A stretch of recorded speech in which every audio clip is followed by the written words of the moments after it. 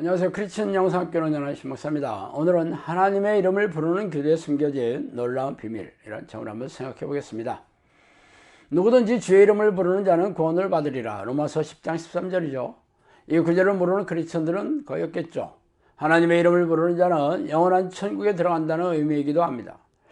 그래서 당신은 하나님의 이름을 부르고 계세요? 하나님의 이름을 부른다는 것은요, 하나님이 천지를 지으신 창조주이시며 그의 외아들 예수 그리스도를 믿어 하나님의 백성이 된다는 의미입니다.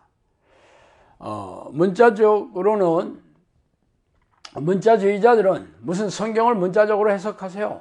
교회 다니는 사람이 성경을 몰라도 한참 모르시네 하면서 당신이 구원을 얻는 조건으로 하나님의 이름을 부른다는 구절을 익히 알고 있는데도 그렇게 하지 않는 이유는 문자적으로 생각하지 않기 때문이죠.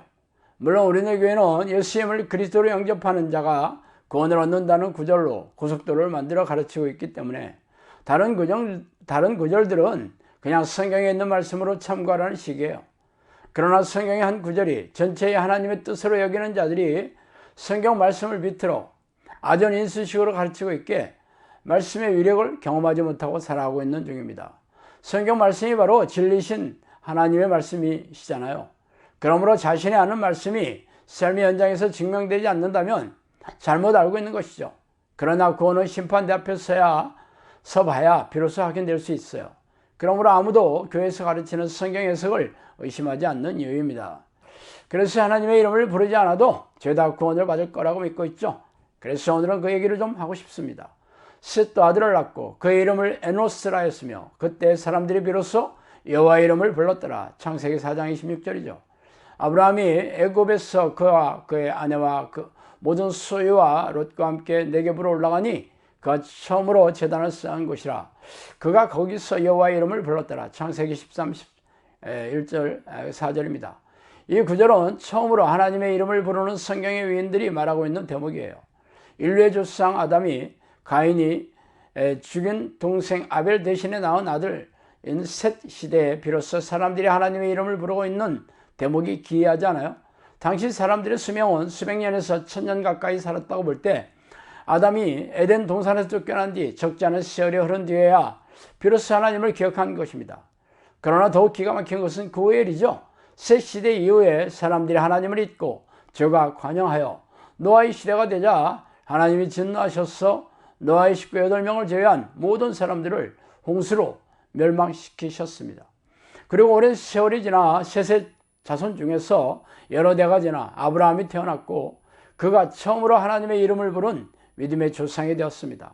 당시는 성경도 없고 하나님의 말씀도 없던 시대이므로 하나님의 이름을 부른다는 게 어떤 의미인지 어렵지 않게 알 수 있어요. 세상을 창조하시고 자연을 다스리시며 인간의 생사복을 주관하시는 전지전능한 하나님을 믿고 자신들이 그분의 백성인 것을 인정하며 보호와 축복을 요청하는 행위가 바로 하나님의 이름을 부르는 것입니다. 그러나 중요한 것은 하나님이 자신의 이름에 대해 어떻게 생각하고 계시냐가 아니겠어요? 야곱아, 너를 창조하신 여호와께서 지금 말씀하셨느니라. 이스라엘아, 너를 지으신 이가 말씀하셨느니라. 너는 두려워하지 말라. 내가 너를 구속하였고 내가 너를 지명하여 불렀나니 너는 내 것이라. 내가 물 가운데로 지날 때 내가 너와 함께 할 것이라. 강이 건널 때에 물이 너를 침몰하지 못할 것이며 내가 불 가운데로 지날 때에도 타지도 아니할 것이요 불꽃이 너를 사르지도 못하리니 대저 나는 여호와 내 하나님이요 이스라엘의 거룩한 이요 내 구원자임이라. 내가 애굽을 너희 속량물로 그스와 스바를 너를 대신하여 주었노라. 내가 내 눈에 보배롭고 존귀하며 내가 너를 사랑하였은즉 내가 내 대신 사람들을 내어주며 백성들이 내 생명을 대신하리니 두려워하지 말라. 내가 너와 함께 하여 내 자손을 동쪽에로부터 오게 하며 서쪽에서로부터 너를 모을 것이며 내가 북쪽에게 이르기를 내놓으라. 남쪽에게 이르기를 가두어두지 말라. 내 아들들을 먼 곳에서 이끌며 내 딸들을 땅끝에서 오게 하며 내 이름으로 불려지는 모든 자 곧 내가 내 영광을 위하여 창조한 자를 오게 하라. 그를 내가 지었고 그를 내가 만들었느니라. 이사야 43장 1절 7절입니다. 하나님은 자신의 이름으로 불려지는 자, 즉 하나님의 이름을 부르는 자를 가리켜서 하나님의 자녀로 여기는 사람들이라고 명백하게 밝히고 있습니다. 그래서 그들을 지명하여 불렀으며 자신의 소유임을 선포하시고 그들을 하나님이 보호하시고 지켜주실 것을 약속하셨습니다. 말하자면 하나님의 자신의 이름에 엄청난 의미를 부여하며 비밀을 숨겨두시고 그 이름을 부르는 자들만이 당신의 백성으로 여기며 천국에서 영원히 살고 싶어하는 것이죠. 내게 흑암 중에 보화와 은밀한 곳에 숨은 재물을 주어 내 이름을 부르는 자가 나 여호와 이스라엘의 하나님인 줄을 내가 알게 하리라. 이사야 45장 3절입니다. 너희는 너희 신의 이름을 부르라. 나는 여호와의 이름을 부르리니 이에 불러 응답하시는 신 그가 하나님이시라. 백성이 다 대답하되 그 말이 옳도다 하니라.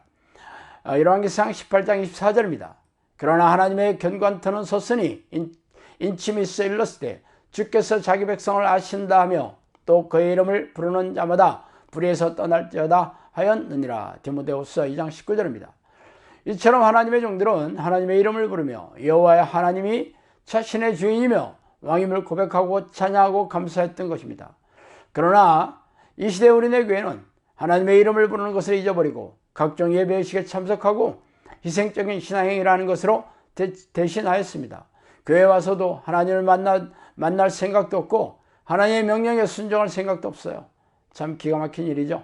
제가 오래전에 인생 실패자가 되어 고단하고 팍팍한 삶을 치우고 있을 때 하나님을 만나고 싶어 고민하다가 성경의 위인들이 하나님의 이름을 불렀다는 사실을 발견하고 하나님을 부르는 기도를 하기 시작했어요. 그리고 지금은 하나님을 부르는 기도를 가르치는 자리에 앉아 있습니다. 그리고 저에게 무슨 일이 일어나는지 여러분도 잘 아실 거예요. 성경의 위인들처럼 하나님과 동행하는 삶을 살고 있다면 그게 사실인지 눈을 크게 뜨고 달려와서 확인해 보아야 하지 않겠어요? 자, 오늘은 여기까지 하겠습니다. 감사합니다.